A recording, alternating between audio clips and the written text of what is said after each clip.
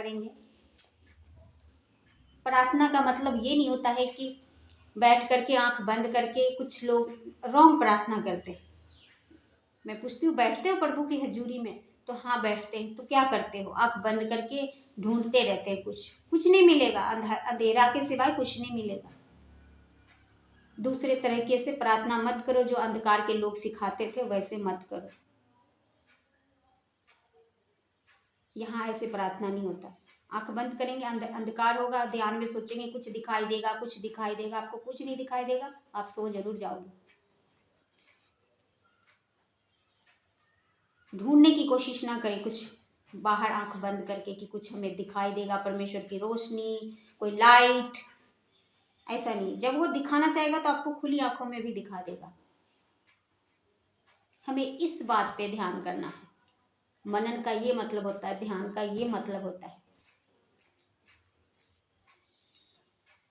और कुछ लोग कुछ लाइट, कुछ प्रकाश, कुछ ज्योति खोजने लग जाते हैं आंख बंद करके। घंटों बैठे रहते, बस ये सोते रहते सब कुछ शांत हो जाए और मुझे लाइट दिखाई देगा, ज्योति दिखाई देगा। ऐसी प्रार्थना ना करें। बैठने का ये मतलब है कि परमेश्वर की हजूरी में हम बकबक भी ना करें। कुछ लोग खाली मांगने चले जाते हैं, राशन का लिस्ट ले जाते हैं, प्रभु मेरा बेटे को ये हो जाए, बेटी को ये हो जाए, मेरी ये बीमारी चल जाए, घर में ये पैसा आ जाए, घर में ये चीज़ नहीं बना है ये बन जाए, मकान बन जाए, ये बन जाए, वो बन जाए। राशन की लिस्ट लेकर के जाते हैं और बकबक बकबक जितना ही खत्म हो गया फिर हम आ जाते हैं और कहते हैं हो गया प्रार्थना, हम सब कुछ बोल दिए प्रभु को, हम सब कुछ बोल दिए प्रभु को। क्या वो प्रभु आपको आपकी लिस्ट को देख करके आपको बुलाया? वो जानता नहीं है? वो सब कुछ जानता है कि आपके पास क्या है, क्या नहीं है, क्या आपको जरूरत है, कब आपको देना है, कितना देना है, वो सब कुछ जानता है। इसीलिए तो आपको वो बुलाया है, इसलिए आपको चुन के बुलाया है कि मैं इसको चुनता हूँ, मैं इसको बुलाता हूँ, इसकी जरूरत को मैं जानता हूँ, इसकी परेशानी को मैं जानता हूँ, इसकी चिंता को मैं जानता हूँ। और फिर हम वही फिर बार बार रिपीट रिपीट रिपीट वही बोलते रहते हैं। परमेश्वर को हम बोर ना करें। आपके पास कोई भी आपका जो मित्र, दोस्त, संबंधी होगा, सहेली होगा, रोज अपना दुख लेकर के, रोज अपना दुख लेकर के आपके पास आएगी, एक ही दुख का। और आप उसको कुछ बोलना चाहते लेकिन वो सुन नहीं रही है, खाली आपको ही बताई जा रही है, मेरी सास ऐसी, मेरी ननद ऐसी, मेरा ससुर ऐसा, मेरा देवर ऐसा, मेरे मोहल्ले वाले ऐसे। तो आप बोर हो जाएंगे, आप कहेंगे इसका रोना खत्म नहीं होता, हम कुछ सिखा रहे हैं, हम कुछ बता रहे हैं तो सुनने के लिए तैयार ही नहीं है, सिर्फ ये अपना रोना। आप बोर हो जाएंगे उससे। तो परमेश्वर को बोर ना करें। एक बार जो स्टोरी आपको वो सहेली बता गई, आप समझ गए उसके जीवन में क्या चल रहा है, लेकिन रोज रोज वही कहानी आपको बताएगी तो आप बोर हो जाएंगे। तो हम परमेश्वर को बोर ना करें। बोर हो जाता है परमेश्वर, तब हमें गवाही नहीं मिलती, तो हम कहते प्रभु को तो हम रोज बोलते हैं, हम रोज बोलते हैं प्रभु हमारे पास ये नहीं, हमारे पास ये नहीं, ये नहीं, ये नहीं। कहाँ सुनते हैं? हम परमेश्वर को बोला ना समझे, परमेश्वर सब कुछ सुनते हैं। ठीक है, हम प्रभु को बोर ना करें, हम प्रभु को धन्यवाद के साथ जाए।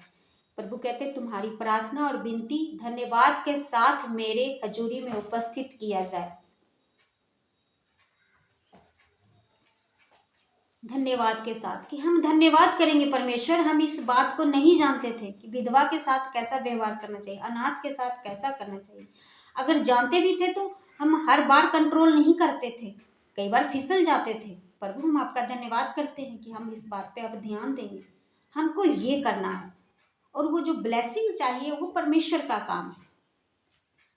हम परमेश्वर को उनका काम ना सिखाएं कि परमेश्वर मेरे घर में आटा नहीं है, आप आटा भेज दीजिए। हम नहीं सिखाएंगे परमेश्वर को, परमेश्वर को पता है हमारा बच्चा बार बार फेल हो रहा है, हम परमेश्वर को ये ना सिखाएं कि पास कर दो। परमेश्वर को पता है, हम इस पर फोकस करेंगे जो हमको बोला गया करने के लिए, जो हमारी ड्यूटी है हम वो करेंगे। परमेश्वर की ड्यूटी हमको सिखाने की जरूरत नहीं है, उसको पता है क्या करना है। जो मनुष्य का काम है वो मनुष्य करे, जो परमेश्वर का काम है वो परमेश्वर करे। अगर बच्चा हमारा बार बार फेल हो रहा है तो हम उसमें कुछ नहीं कर पा रहे हैं, उसमें परमेश्वर ही करेगा कुछ। लेकिन जो परमेश्वर ने हमें आज्ञा दिया कि तुम ये नहीं करना, मजदूर की मजदूरी नहीं रखना, हमें इस पे फोकस करना है।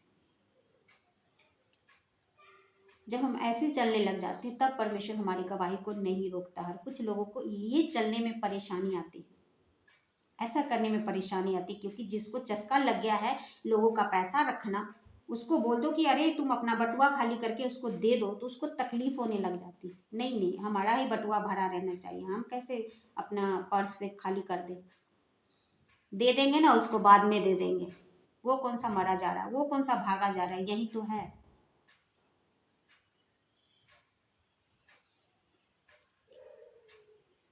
तो हमें ऐसा नहीं करना, ठीक है। हमें इस बात पे फोकस करना है, तब परमेश्वर हमारे लिए डैम गेट खोलता है। हम परमेश्वर के ऊपर कलंक ना लगाएं। हम यीशु मसीह को मानते हैं तो लोग को हमारे चरित्र से पता चलना चाहिए। हम झगड़ालू ना हो, हम किसी से लड़ने वाले ना हो। हमारा मुंह की मिठास, हमारा हाव भाव, हमारा व्यवहार, हमारा चाल चलन बताए। हमें मुंह से न बताना पड़े कि हमारा परमेश्वर महान है।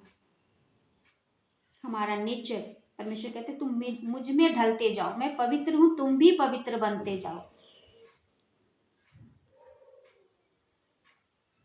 कि हम परमेश्वर के चाल चलन में ढलते जाएंगे। क्योंकि अगर कोई आज धरती पर परमेश्वर को देखना चाहता है तो कहाँ पे देखेगा? परमेश्वर के लोगों में नजर आना चाहिए। परमेश्वर कहते तुम मेरे चलते फिरते पत्री हो, तुम मेरे लेटर हो। जब तुमको लोग खोले, तुम्हारे जीवन को जब लोग खोले तो आनंद से भर जाए, उसमें खुशियां ही खुशियां हो।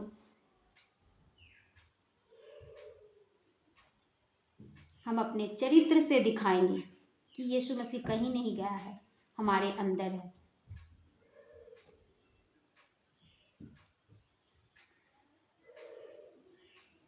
तब हम देखेंगे कि परमेश्वर हमारे लिए कुछ भी नहीं रख छोड़ेगा। हम एक विनती करेंगे, परमेश्वर हमारे लिए वो हाजिर करेगा। यीशु मसीह एक बार बड़ी बड़ी प्रार्थना नहीं करते थे, वो प्राइवेसी में जो प्रार्थना रात को करते थे, लेकिन जब लोगों के लिए करना होता था तो वो बैठ के 10 घंटा प्रार्थना नहीं करते थे, जस्ट छूते थे और वो लोग चंगे हो जाते थे। तो हम भी उसी दौर में, हम भी वही सीख रहे हैं और आपको भी वही सिखा रहे हैं। हम ये नहीं कह रहे कि हम पूरी तरह हो गए, हम भी उसी दौर में हैं। हम भी वही जो आपको सिखाते हैं हम भी अपने जीवन में अप्लाई करते हैं। ऐसा नहीं कि हम सिर्फ बड़ी बातें कह के आपको छोड़ देते हैं, उस चीज़ से हमें भी गुजरना पड़ता है। हम भी गुजर के निकलते हैं, कुछ में गुजर रहे होते हैं, कुछ में जाना होता है हमें।